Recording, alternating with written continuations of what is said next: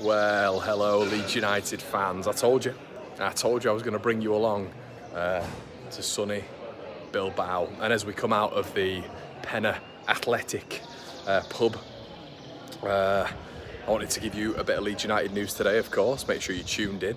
I'm going to be taking you around Bilbao for the next probably 4 days, maybe a couple of times a day, but maybe once a day. It is a beautiful city. I don't know if any of you guys are aware of it, but get yourselves here. Really authentic Basque country.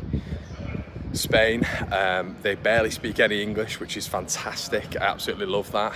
Did a little bit of Spanish at school, which is quite nice. I can get by a little bit, but not too much. A lot of pointing and a lot of gesturing. Beer. But yeah, I hope you're all doing fantastically well anyway this afternoon as I peer around the corner and see a lot of Athletic Bilbao shirts coming my way.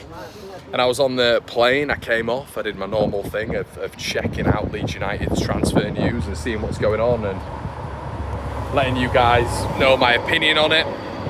Let's have a little bit of a glance around here.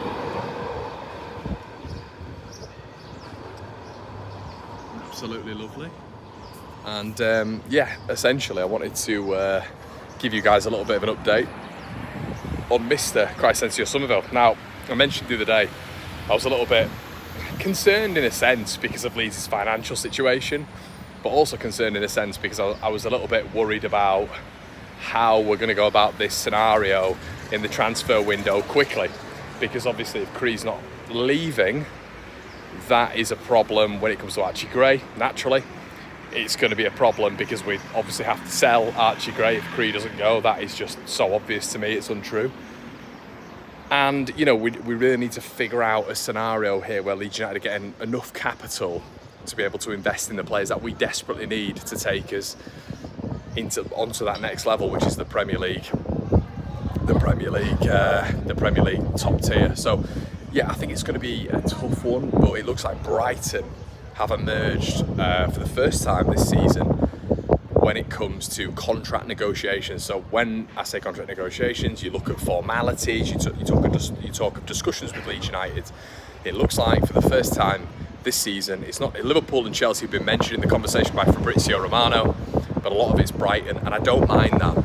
And the reason I don't mind that is because a lot of Brighton's very, very recent transfers have been done in a very quick, efficient manner, and I actually think that is the perfect scenario we've got now. However, is there potentially going to be a bidding war? If Brighton are to get close to Crysencio Somerville, if they're to identify a talent like Crysencio Somerville and spend that sort of money, which you don't really see them do, I do have to say. You know, 35 million is the reported fee. Are Leeds going to ask for more than that? Is Todd Bowley going to come in with a ridiculous bid that we've seen previously? We saw that with Rafinha, didn't we, in his first tenure at Chelsea? Is this going to be a bidding war? And if it is a bidding war for Leeds United, that is better. It's a good scenario for the Whites because a bidding war is naturally going to see clubs rise and rise and rise and rise. And that is exactly... Leeds kind of got the reverse when it came to Rafinha. Because Rafinha always wanted to go to Barcelona, didn't he? So we really, really struggled to get Rafinha to Chelsea, of which the transfer fee was 15-20 million quid higher. We actually abided by what he wanted, and like a good club, really, a little bit sentimenty, but like a good club, he went to Barcelona, and that was that. Now, what we have now is the option of selling Crysencio Somerville, in my opinion, because of the level of the boy to many clubs. Another thing to consider is the fact that he's not away with the Dutch national team, so that's a huge positive as well, because it means that he's going to be available for negotiation, he's not going to be injured away on international duty, he's not going to be preoccupied as well. And also, you're going to get your Brightons, you're going to get your Chelseas, you're going to get your Liverpools probably looking at that and thinking, well, we can get him quickly here because a lot of other clubs are not going to be paying attention to him. And I think that is key, and I think that's something you've got to focus on really when it comes to the negotiations when it's tournament football. So massively positive news because, look, I don't want to lose Cree.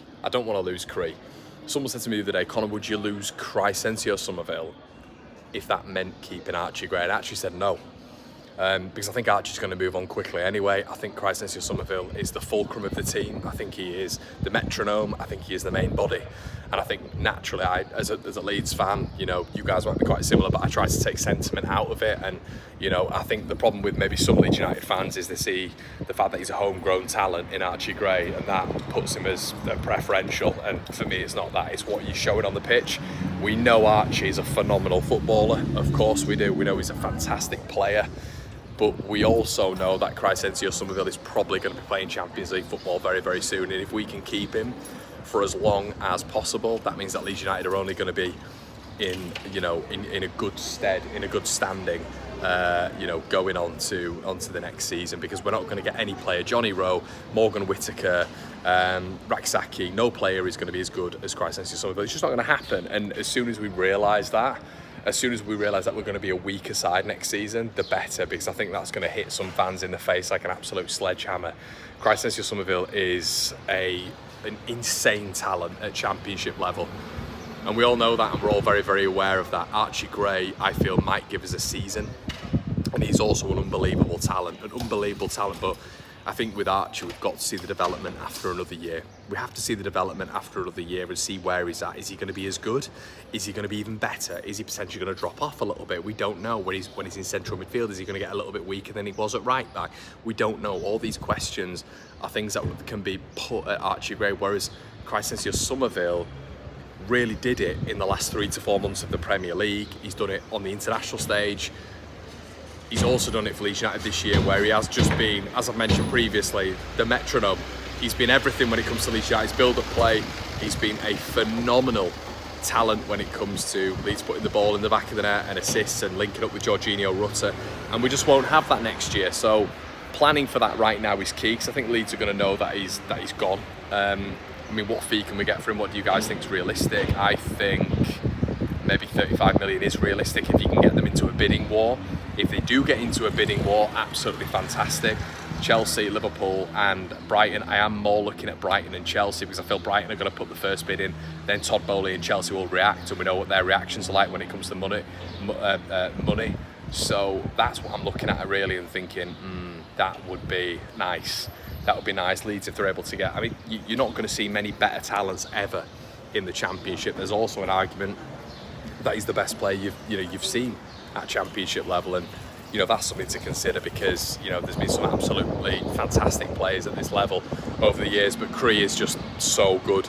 His low centre of gravity, his ball control, his travelling with the ball, which is just unbelievable, and he's backed it up with assists, he's backed it up with goals, he's backed it up with contributions. The kid is unbelievable, and if he's to go to Brighton, is it his level? I don't know if it is. I'm not 100% sure it is. I think his level is more of a Chelsea, a Liverpool. But if you crease Somerville, are you going to play at Brighton? We've still got questions there, haven't we? Is he going to play? I don't know. It's Premier League level. He'll have to fight his way in. But wow, what a breeding ground for him. But today, everybody, Fabrizio Romano is reporting. That's the big news today. 35 million been muted. Crysencio Somerville to Brighton. Contract talks open. Like, comment and subscribe. I'll see you in a bit.